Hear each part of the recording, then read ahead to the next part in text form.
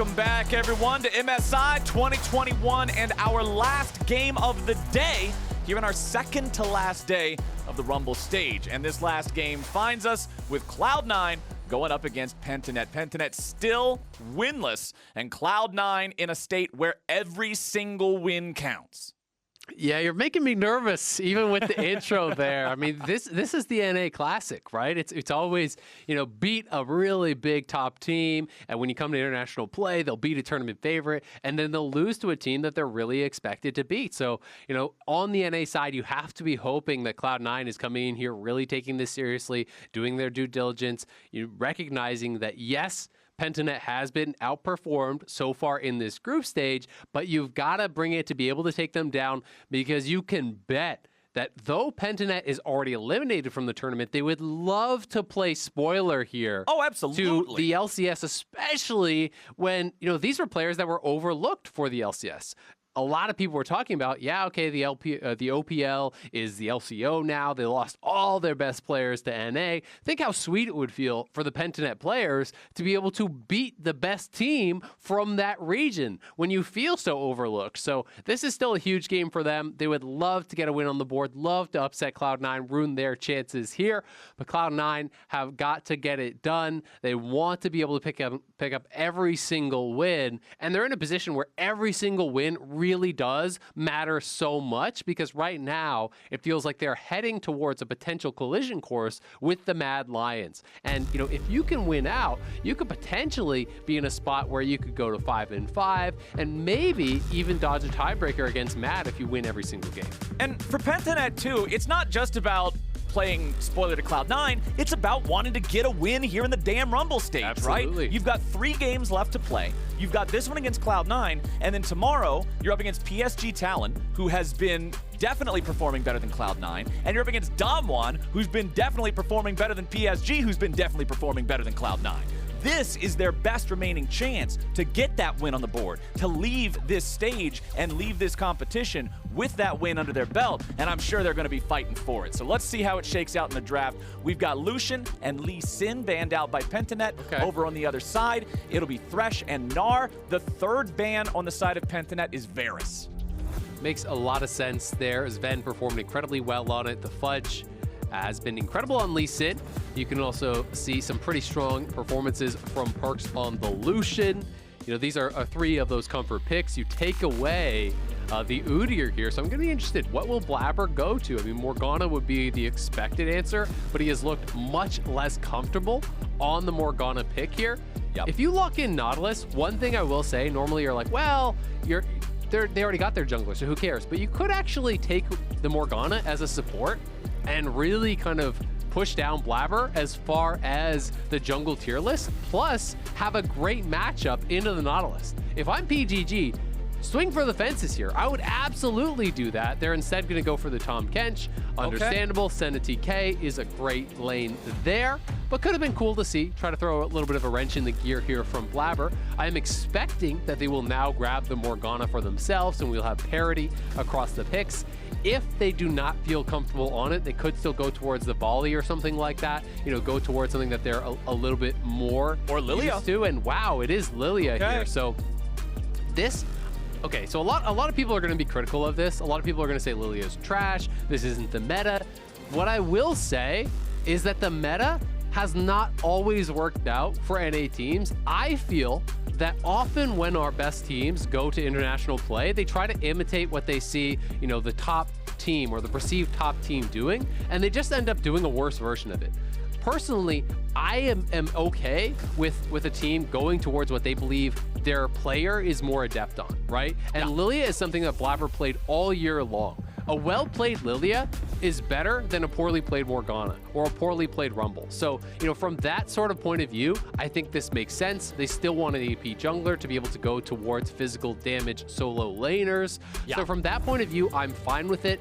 But is it the ideal pick in the meta? No. Morgana and Rumble are both probably stronger, but at the end of the day, comfort over meta, in my opinion. Okay, so the Jace banned out here by Pentanet, also removing the Yone, which has been a powerful pick for Perkz in the past. Syndra banned out, Urgot banned out. And Cloud9 will give the last pick of the entire draft over to Perkz as they lock in the Sion for Fudge. You know, I honestly thought that he might have just gone Trist because they already banned out Syndra. But given that there are a lot of assassins that Chazz likes to play, maybe Perkz didn't feel comfortable blinding Trist, knowing that it could be into a Zed or a Qiyana. Right.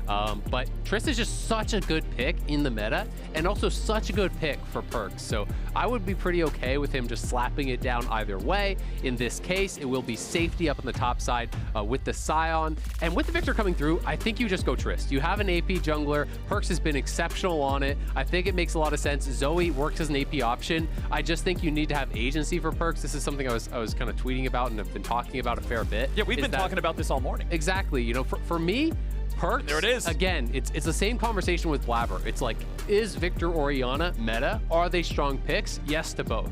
Has Perkz been performing as well on those picks as he does on the aggressive?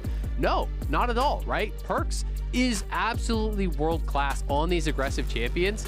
I love the shirt, Oath #1. To me, it's about him being on a champion in which he has individual agency. When Perkz can throw the alley-oop to himself, he is really, really good. He wants to be able to say, all right, you step too far forward, I'm gonna kill you now. I'm gonna get something done by myself.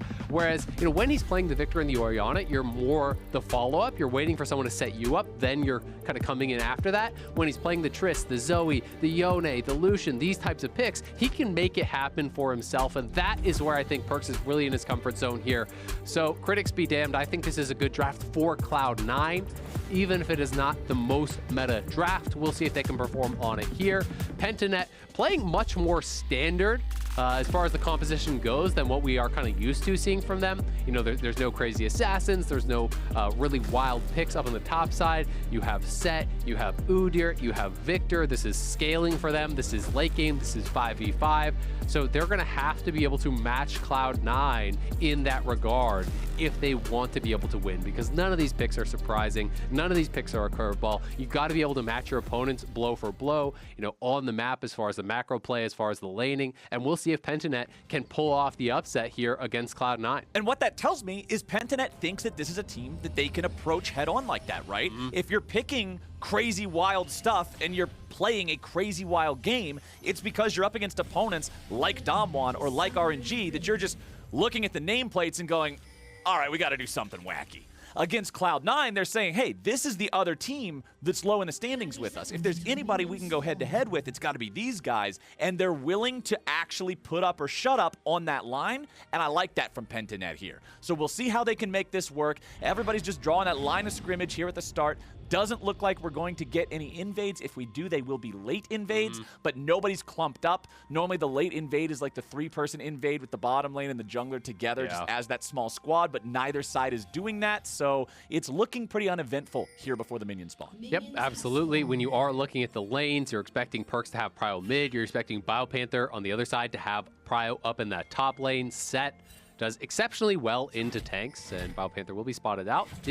He actually, wow. That lasted longer than I thought it was going to. I thought he would have had the level Q, to be honest, to be able to get that, but because he was right on top of it, has that passive for the quick autos with the 1-2, does knock it down, and now Fudge kind of has to walk the long way around, to be honest, to get back to lane, because now you know that BioPanther could just be camping in that brush, so he does actually go all the way down to Raptors to leash. So, you know, sacrificing himself a little bit. He knows he's going to be sitting under his tower mostly. So he goes, you put the Q down on the Raptors. That makes it a rocket fast start here. Blaber is going Raptors to Krugs. So this is the clear that you do when you're looking for the maximum respawn time on these little camps, on these AoE camps where Lillia really excels. So you take the red as your third camp, you do these camps faster to get the respawn going, and it actually allows you to get the fastest level 5, fastest level 6, because you can then come back and take these Raptors and Krugs immediately on respawn, and those are the camps that Lillia really loves to be farming.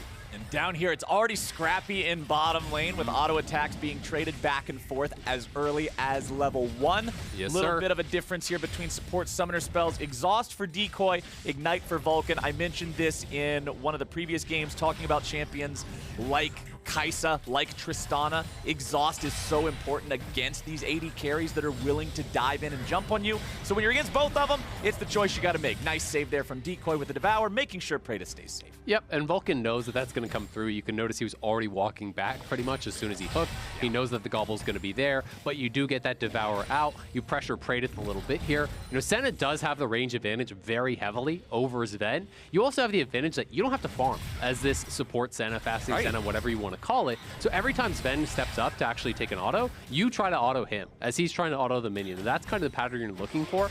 Kai'Sa is fairly low range, so it does become difficult. So it's up to Nautilus to actually pressure and try to threaten the Senna so that Senna doesn't just get to sit there and free auto nonstop the whole time. Well, here we go. Devour comes out, saves Praedyth yet again. Now, once more, that long cooldown will be activated. Try to dive. Pabu makes his way up towards the top lane here as BioPanther will have this wave just about ready to crash into the turret. We'll have to clear the next wave out first. Now, Pabu's here waiting. There's no Krugs for him to steal away. You can see the yellow hourglass on the map means they will be respawning here very soon. On my way ping coming out from Blaber saying he'll head to the chicken camp now, then probably up to the Krugs. And Pabu is backing away. Taking too long. Yeah, there's not a dive to really be made here. It's still Sion too, which means he comes back to life, so it's very likely he'll be able to trade one back against you unless everybody's willing to just go all the way in with the flashes and you're perfectly coordinated. They decide it's too risky. Pabu's back out, and Blaber is doing exactly what you described earlier, clearing back through those camps a second time. Exactly. As soon as they're up, you kill them off immediately. You get back up there. You just power up your clear speed as fast as possible. And Pabu, to his credit, it's possible that he was just protecting against what he believed to maybe be a risky spot for BioPanther. Yeah. You know, if you are pushing up there, maybe he's like, well, Blaber's going to come and try to look for a play here. Of course, nothing did result. Not able to take away any camps. Didn't have a respawn up just yet on the Krugs. And Perkz here pressuring by kind of holding that wave back. He maintains his TP advantage. CS about even, but there's more for him to farm, and everything going pretty much about expected to plan. I would say the fact that Sion is this close in farm is actually really good for Fudge right now. The only problem is he has no mana and he needs to reset the wave, and Blaber's on the other side of the map. So he wants to walk this in, but if you get into an extended trade, he knows he's not going to be able to do much. So BioPanther, oh, he kind of killed off too much. Honestly, he messed it up for the freeze if he wanted to freeze at all. Maybe he didn't, but you need to leave at least 4 range minions there, and he actually only left 3, so it's going to stack and push towards Fudge. So I do think BioPanther has actually mismanaged the wave a decent amount here. Fudge will TP back, and they're looking for Perkz. Okay, we got a 3v3 here in mid lane, but Chazz is the one taking the most damage here with the explosive shot as well as that bowling ball from Lillia. He will be down to half HP and no mana. It's time to head back to base, but of course the teleport will mean a swift return back to the mid lane here as C9 rotates their AD carry over to the Drake pit here. Blaber's down there as well to facilitate this take.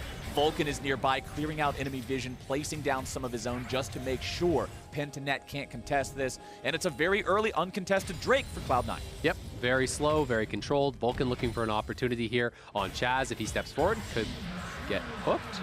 But the fact that Fudge is 6 now, he already got the Bramble on the first base. It's pretty important to be playing from ahead. As the Sett, you really want to be bullying. The fact that BioPanther didn't hold the freeze, that the wave is pushing back towards his opponent, I think is rough. This is just a move to actually push out the wave. Chazz, I think, wants to be able to shove Perkz back. That's more of a harass ultimate than actually looking for any sort of real play. Something very common with Viktor is just to use that ulti for the wave control. Pabu will be heading back up towards top, but again, there's been no trading on towards Fudge. The wave is pushing towards him. He's full health. You can't really dive, and even if Fudge gets pushed back, he has the ulti now post level 6. If Blaber's coming down, they're looking for a play. All right, Decoy is the one targeted here Blaber's at the start. Blaber's ready to go. Flash in. Ready with the sleep. The Devour is used, but the TP's coming down. Decoy's still got the thick skin ready to go. Blaber at about 2/3 HP, but the TP is canceled. And with a cancel, that means they can turn it right back around. Decoy running away. Thick skin keeps him alive. Cloud9 will not be able to make the play. Good defense coming out from Pen to Net.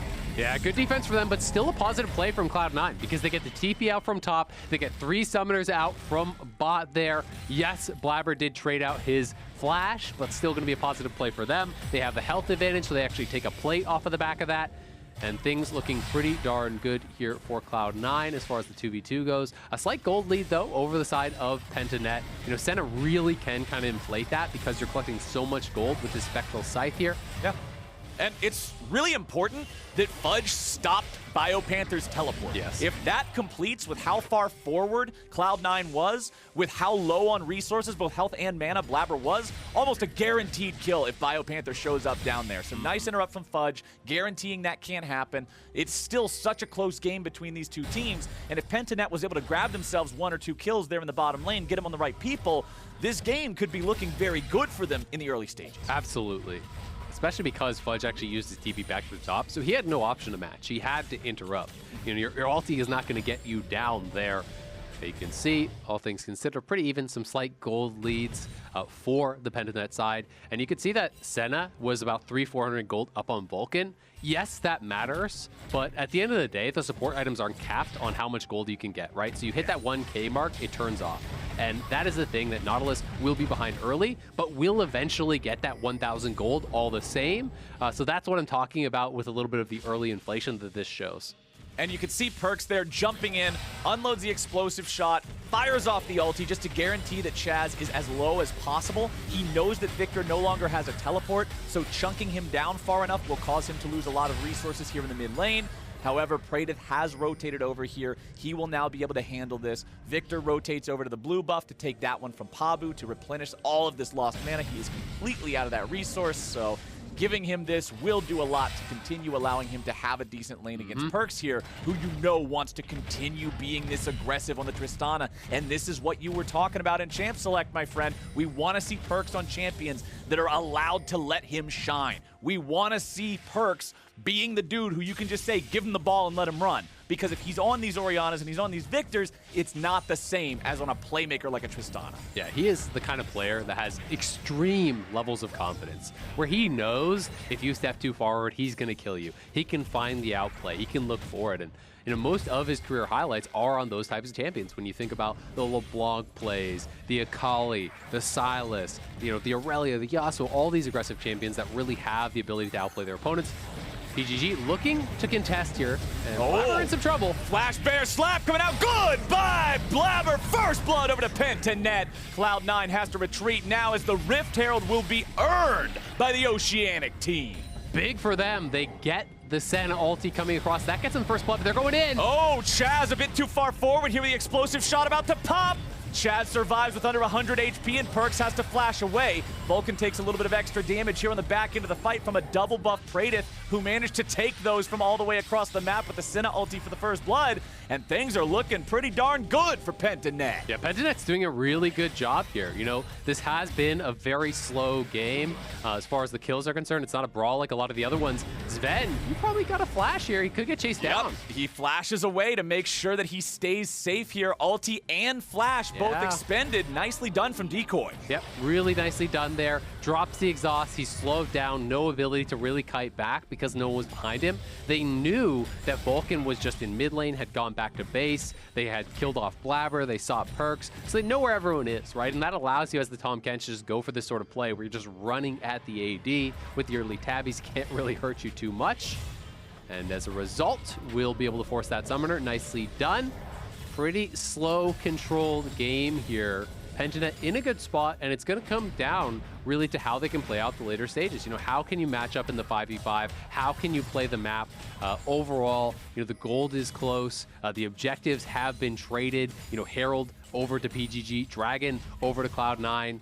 And we can watch this one more time. Cloud9 had mid-prio, so I think they're like, yeah, we could go for this. But the problem is the Tahm Kench ulti, bringing up the extra member, was something that Cloud9, I think, really did not consider. Zven was not going to move, so it turns it into, you know, this odd number fight where they're able to hard engage, find the fight. Cloud9 here back towards the Dragon. This setup is looking like there's no chance of a contest. Udyr is up towards the top side. They pushed in mid as a squad. They group up. They grab this. And it's going to be either Infernal or Ocean. Both are absolutely primo dragons Infernal there. Soul. So Infernal Soul with double ADC, you know, that's a lot of extra AD. They will be dropping the Herald top here, so they're going to increase their gold lead.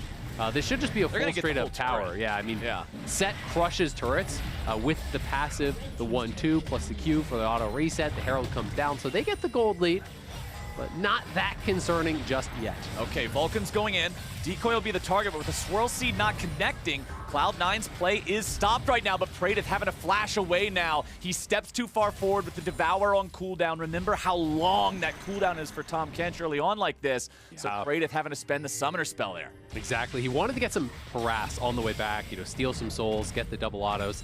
A lot of the soul stacking is so important for Senna, especially, you know, in this type of role when you are playing the fasting Senna. You can see 57 already. Yeah. Quite a good mark because it is a low range AD. You know, it is this Nautilus whose only recourse really is to engage, but then you have the Tahm Kench behind you, so you can position very aggressively and stack that up.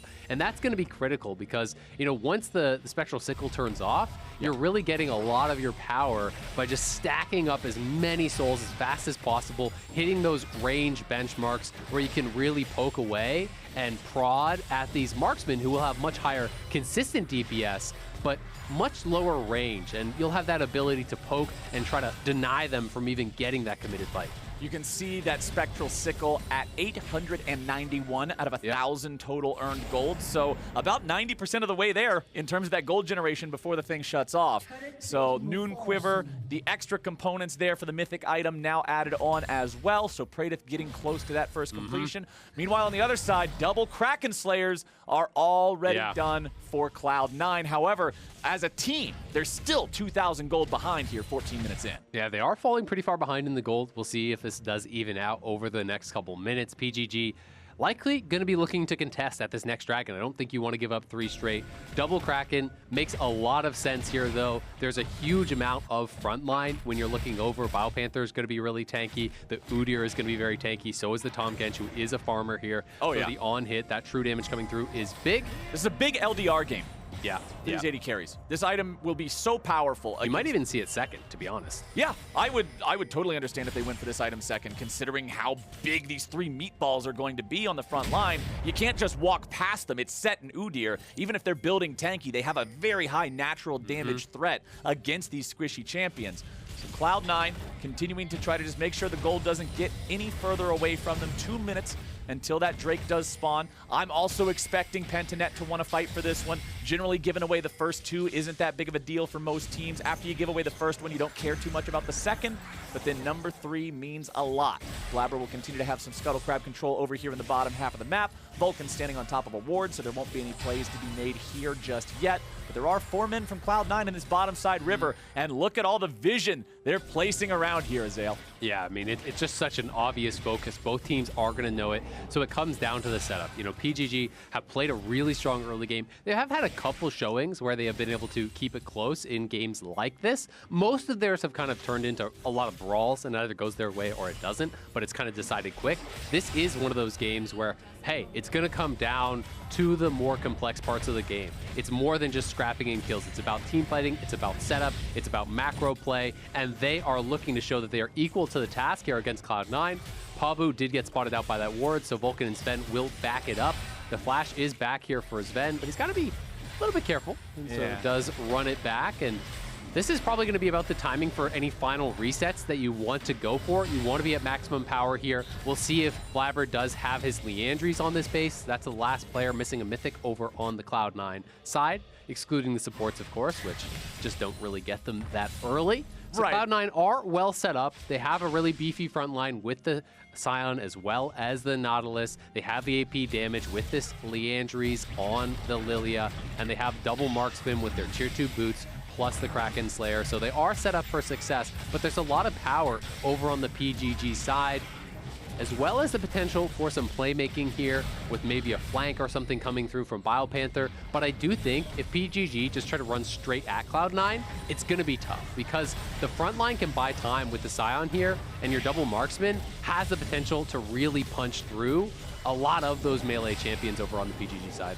Okay, let's see how this is going to work out with Shelly here in mid lane. Will they be able to grab themselves the entirety of this turret? There's about half the HP.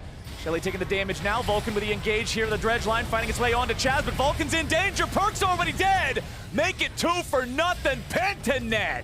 Huge kills right in time for the Drake to spawn. They'll grab the mid lane turret. They'll take the Drake too. This is looking awesome for this team. Yeah, that is huge for them. I'm not sure. Perkz, I think, got flash ulted back into the team there by BioPanther. he just went down in a hurry, and they tried to posture very aggressively, looking for the engage, but the whole team wasn't there, and that was really ill-advised for Cloud9. And now, if you are a Cloud9 fan, you start getting really nervous because we have kind of passed that one major advantage that they had. They're looking for a play here. BioPanther has no flash. BioPanther, the one taking a lot of damage here at the very start, goes for the haymaker. Perkz jumps on top of him to guarantee they get it done, but it's Blaber taking the kill, and 17 minutes in, C9 finally get a kill on the board. Yeah, good punish there. They knew he spent the flash, so they TP down, they get the kill. Cloud9 still have good scaling, but Pentanet showing that they are not messing around in this game, playing it out very well, searching for their first win in this group. They have good scaling of their own. You know, Senna, Viktor, no joke whatsoever. I do favor the Cloud9 side, but still, they can absolutely play this out correctly, and they can take this game. I mean, they have 80 stacks already of the miss over on Praedyth. That is a ton. Cloud9 going to close that gold gap up a little bit, but still, it's Pentanet in control. It's them that slowed down that Dragon stack. I mean, that was the major concern. That was the major advantage over on the Cloud9 side, was if they get that third Dragon really quick, all of a sudden, you're staring down a game loss, you know, 3-4 minutes from now. At like 22 minutes, maybe the game is effectively over. Because they stopped it, the very earliest that Cloud9 can really threaten that now is 9 minutes from now, or even later. So, you know, that gives PGG a lot of time to work with. PGG coming down to this bottom lane tier 1 in mass. Fudge looking for a little bit of interruption here, but won't quite be able to stop anybody from doing what they want to do. Pabu waiting in the brush, just seeing if anybody's going to audaciously face check this. And now Pentanet will move forward as a team. Yeah, they're looking to fight over this blue buff. Fudge knocks the buff into them. Swirl Seed fired off. It will be secured by Pabu here as BioPanther joins up with the rest of the team, and Pentanet are feeling confident with their position in this game. And you're talking about how they have scaling. They're able to play this out. They're in a winning position right now. And this goes back to what I thought as soon as I saw them lock in this draft and lock in these picks. They're not going for cheesy, try to surprise them and win. They think that they can take Cloud9 on head-to-head, and it's awesome to see.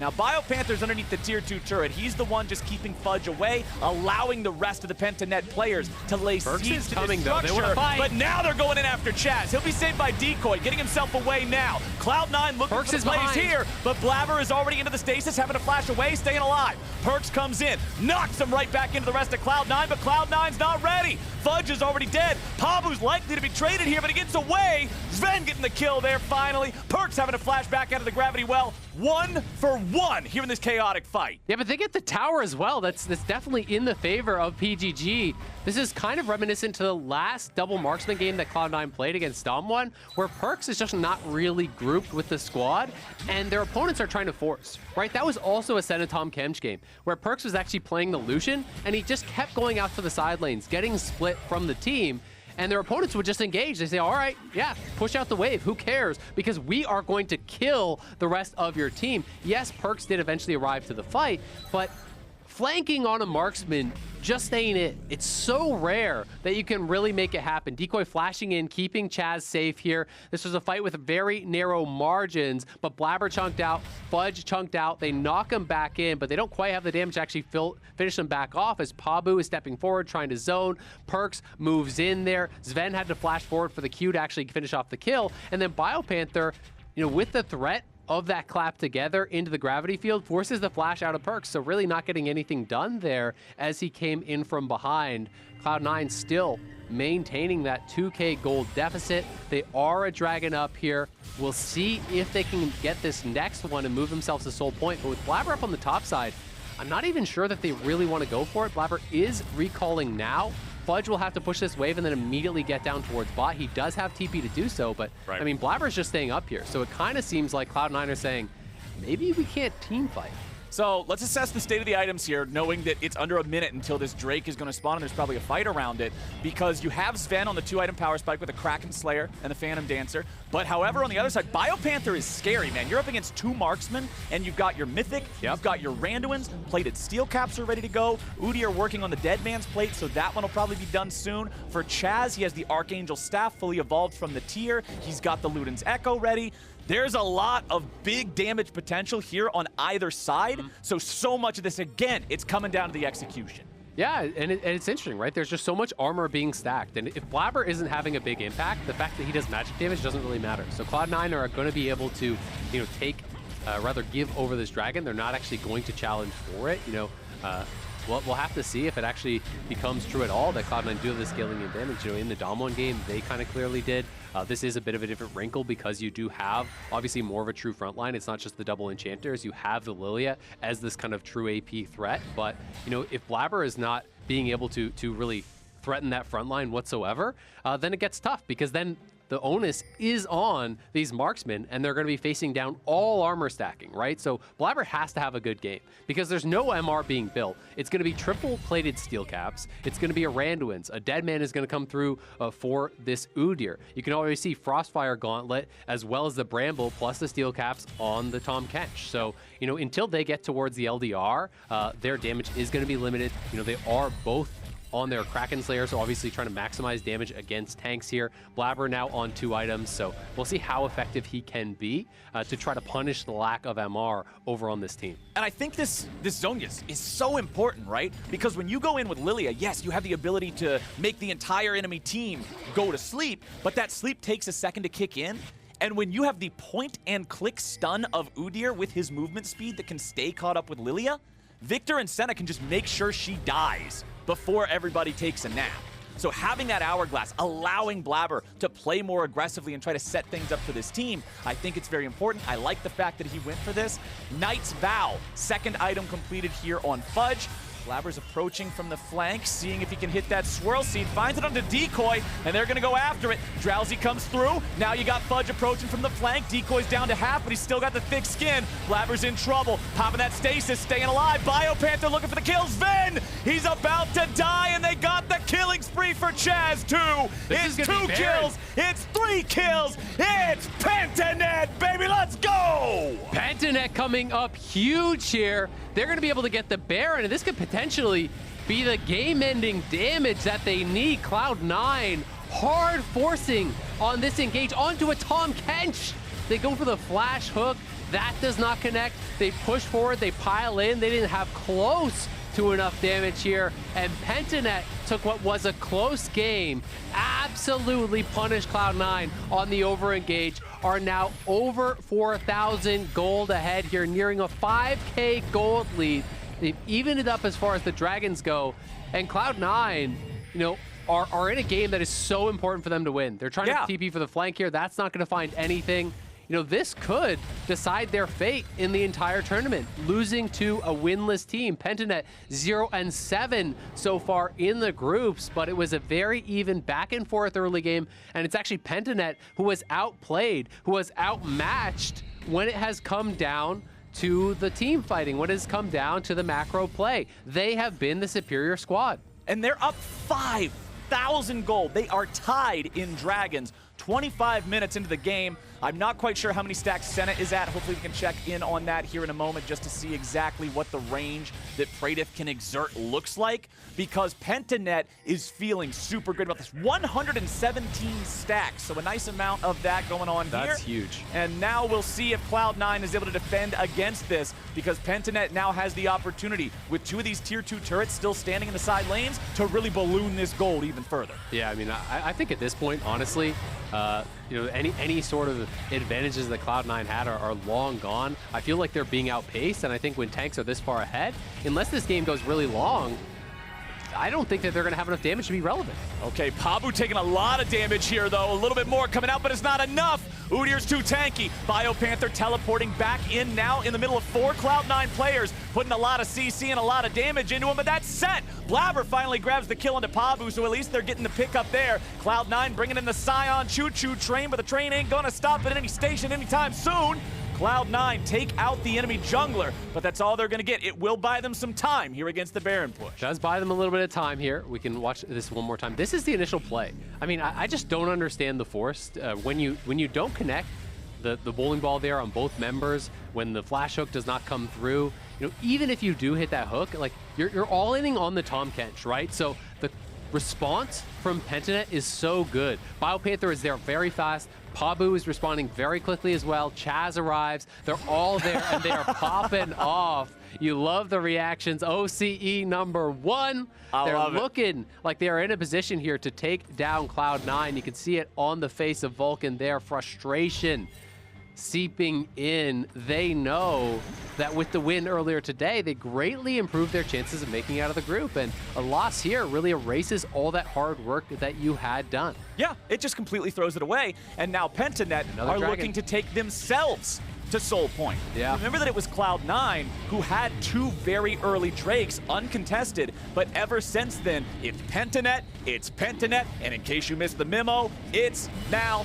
Pentanet on Soul Point with 3 Infernal Drakes, and this composition has some serious damage potential. Yeah. Even though the front line is building all tank, their base damages are very high. Viktor is 4-0 with 3 completed major items and an extra needlessly large rod in the inventory. These Infernal Drakes matter. Absolutely, and I mean, Senna gets passive AD from every single stack of that mist, so you get even more from that as well on the Senna. These are some of the best champions to be grabbing that. And I'm gonna be honest, I just don't see a lot of comeback mechanics for Cloud9. You know, unless you can see someone that's really over-splitting in a side lane, really out of position, you can't hard engage into the Tahm Kench and just all in on one player. It's gotta be that more slow measured fight where you're knocking down the front line with your double marksman and then, you know, kind of pushing forward after that. But when you're this far behind the pace of the game, as the double marksman team, everyone's stacking armor. Blaber's damage on the Lillia really isn't relevant. It's showing that it's not enough to actually punish any sort of lack of MR, and even we're getting some of that coming into the builds here now for these players. So Cloud9 are in an incredibly bad position at this point with potentially their tournament lives on the line. You know, it's not necessarily the case, as they could still win some other games. We don't really know what's going to happen, but BioPanther threatening the flank. PGG have played a great game so far, and they just need to continue doing what they're doing because they're in full control, and it feels like the game is absolutely well and truly in their hands. Yeah, and we're talking about Cloud9 and the implications of this game and having the ability to potentially have a much better shot if they win here. But I want to talk about Pentanet, because this is the team that you already said, you know, they're coming in here 0-7. This is the team that everybody's just been kind of looking at as free wins. And for this region that has never made it past that first stage that up until this tournament was always the play-in stage, they made it through that. Now they're into the Rumble stage, which is equivalent to, you know, main groups in all previous events. And to be able to come here and at least get a win on one of the major region teams, that is awesome for Oceania. That is incredible for these players because of what you were talking about earlier with Oceania, with OPL dissolving and those Oceanic players no longer counting as imports in North America. The players who were perceived as the best were scouted and recruited and signed by the North American teams. And for this squad, for Pentanet to then be able to take down the #1 North American team, damn, is that a cool statement. I mean, it's so huge, right? You know, you've got to feel like you've been overlooked as these Pentanet players, counted out, your league gets dissolved, you're not signed among some of the players that were perceived to be the absolute best from the OPL, and now here you are with Cloud9 at the brink, the game in their hands here, Baron spawning in 10 seconds, and Pentanet can press the issue. You have so much tankiness here. Look at all the vision too. Yeah, they have great vision. They have the ability to stay on this Baron pretty much threat-free, honestly, with the Senna sustain as well as all the front line to actually tank that up. So Cloud9 are very likely going to be forced to actually take these fights. They're not going to have the ability to just sit back and scale, to try to wait for IEs, to try to hope that you can get something else done. And Pentanet is pressing that issue. They are on it now. It is spotted here by Cloud9. But again, Perkz is in the side lane. He's not even here, and now he's TPing, but will he be there in time? Okay, Baron's below They're half. still on it. 40%, 1/3, Cloud9. Now's the time you gotta move. Perkz has arrived, Baron is at 4K.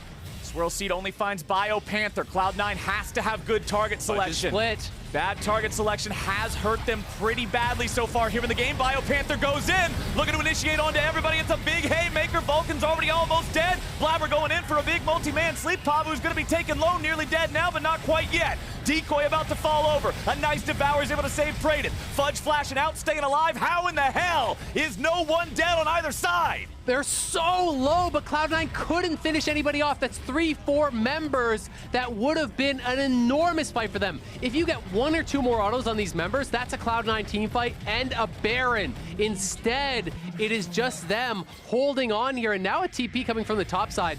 I wonder if Pentanet thinks that they are on the Baron. Yes, I think that is exactly what happened. They were worried about a counter Baron play, so BioPanther TP's out there. But Cloud9 not quite able to finish it off, just didn't have enough damage in the tank there. That was a ridiculously close fight. Holy cow. And summoners were kind of forced on both sides. You know, the TP obviously critical there. Flashes on both junglers, both top laners are down, but the additional flash is available as Decoy has his, and now this is going to be Infernal time. Infernal Soul. Cloud9 look like they're just going to give it up. They're going to try to trade for Baron, but this is so risky. Yeah. What will Pentanet do? Will they be willing to give this up, or will they come and contest? It looks like they want to fight for. Remember, Pabu has no flash, so he has no way to flash into the pit to get this. It could Buster shot him out and try to finish, and they're going for it. Okay, Baron's down to about 3K. BioPanther's coming in, looking to fight. Baron down to 2,000 now. Pabu's going to be zoned away. Blaber looking to take it down. Baron going over to Cloud9. Pabu now here on the front line, going to be Dredgeline right back in. He's taken out first. BioPanther's into the back, but Zven's going to stay alive. He kites back. He gets away. Fudge is finally killed there in the gravity well, but Cloud9 grabs the Baron, and Cloud9 gets themselves out with a 2-for-1 trade. But can they get back to base and contest the Infernal? That is the critical point here. They got to get over there and try to stop it, but they're not even basing just yet. And I think it's just going to be the Infernal over to PGG. So unless Cloud9 can deal lethal damage with this Baron, it's still in the favor of PGG. You have a buff that does not expire. That is so powerful. The amount of poke with this rapid fire Senna and the Infernal Soul, you get 1 auto plus a Q, you are pushing them out. The sleep from Blaber was so critical though on BioPanther. When he goes in, look at him going into the back line here later in the fight. He had a fully stacked bar of True Grit here. If he gets a W off, he probably kills Zven and lives. Instead, the sleep came through. He did not get that off. He does go down. Cloud9 win the fight. They get the Baron, but they lose the Infernal Soul. They took down a top turret. They get down a mid turret. So they really have got to get the most they possibly can done in this next 145. It's not a lot of time to work with. Yeah. If this expires and Cloud9 have not gotten a lot more, that play is still really beneficial for Pentanet. And we'll see how close Perkz and Zven are to an IE. You have to imagine that's where they're going to. Yeah. Perkz has been sitting on this QSS for a very long time. Zven recently picked up the BF, so he's still probably quite a ways off. When they hit the double IE, that's going to be their next big power spike. It's not IE. It's not IE. It's Bloodthirster for Perkz. He just bought it. He just bought the Bloodthirster. He values the lifesteal and the shield more than the raw damage. This is interesting. So I think the read he is making is that he's actually getting poked out. You know, he's getting hit by a Senna, he's getting hit by a Viktor laser, and then he cannot stay in the fight. So if your read is that my lack of damage is due to the inability to actually stay healthy and stay in the fight, I think this is an absolutely fine choice. We'll see if that does pay off for him, and if Zven is going to follow suit. My guess is Zven would for sure go for the IE. Yeah. But we will see where the option is. Perkz getting really, really strong here. He is level 18. On the other side, though, Death Cap is completed. You got pieces of the Void Staff there for Chazz, so he's closing in on a full item build here as well. It's got to come down to the fights. Cloud9 have got to step up when it matters most if they want to pull this game back from the jaws of defeat, because 30 seconds on the Baron, that's pretty much done and dusted. So PGG are going to be equal on gold. You got that from your Baron, but they have Infernal Soul, which is worth thousands and thousands of gold at this point of the game, adding in tremendous amounts of AD on the Senna. You can see 312 AD on the Senna with just the 1 AD item purchased up. Chazz with a Death Cap is going to have an enormous amount of AP as well. So Cloud9 have to execute perfectly, have to really be able to pull this one out. And with 174 souls, he's just about to his next stack as well. So Praedyth incredibly scary. Cloud9 could be in trouble. Champion Pabu eating a lot of damage here, but not enough to actually threaten his life. They could be in trouble. Cloud9 is not in a good spot. They're trying to get away, but Decoy with the flash over the wall. He's coming in. C9 wants to use the TP and join up. Zven's about to die to the Chaos Storm here. One more tick gets him. It's Chazz with the big Chad play as Fudge is now in the middle of 5, and he ain't gonna last much longer. Pentanet is not looking for dessert. They send Fudge home, and now they've got themselves a 5v3, make it a 5v2, excuse me, as Perkz tries to make some sort of a stand, but he will not be able to find it here just yet. Jumps back up the wall to escape the gravity well. Pentanet on the victory push down the bottom lane. Again, Cloud9 are split, and Pentanet find the engage. Perkz is up to him, but he can't do it. Perkz can't do a thing about it. He's shut down. Chazz takes the kill. 7-0-3 here on the Viktor. It is Blaber against Pentanet. He has to wait at least 10 seconds to get Zven back. TP coming in. Pentanet wants to end the game here. It's Vulcan and Blaber trying to hold the line a little bit longer. Zven finally coming back alive. Blaber's going to be killed. Chazz legendary. Chaos Storm finding a double kill. Chazz has it. Pentanet has it. Zven doesn't have it. He's chased back. He's probably going to be killed.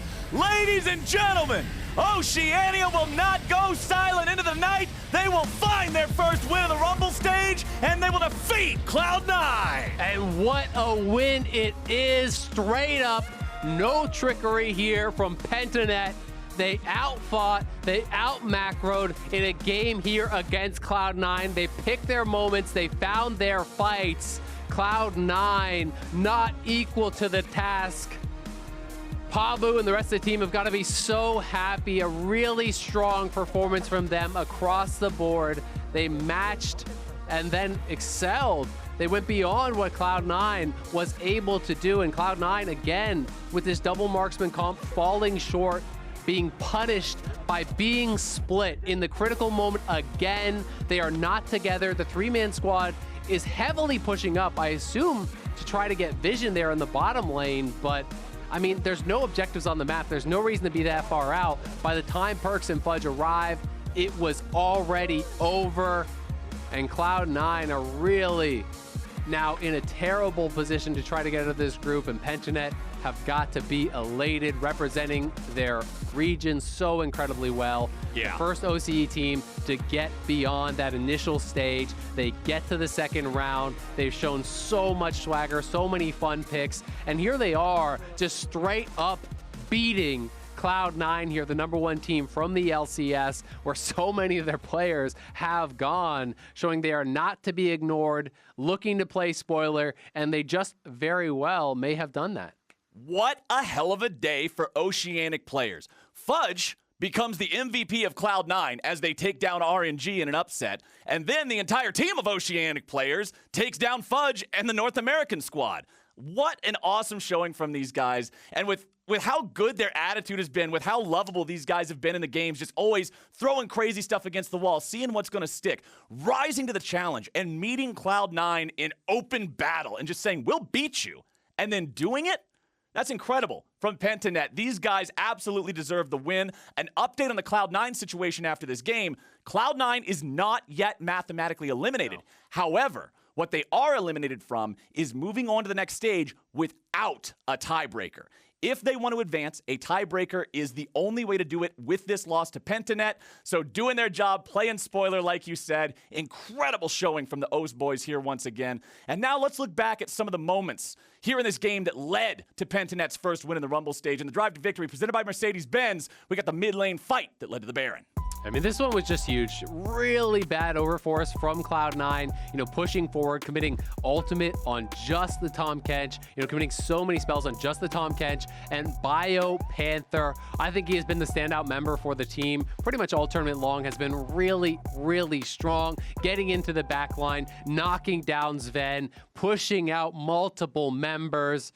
And just such a strong set performance, honestly, from him. I think the early laning phase, he didn't really create a lot of advantages, but when it came time to team fight, he was always where he needed to be. He was collapsing to join the team much faster. And at the end of the day, that was the difference maker. Pentanet was together when they needed to be. Cloud9 was often caught split apart and punished so heavily for it. And that's it from us. That's it for the second to last day of MSI. We're heading to a break here one more time, but after that, we're going to wrap up the day and look forward to that final day of competition tomorrow on the MSI cooldown. Don't go anywhere.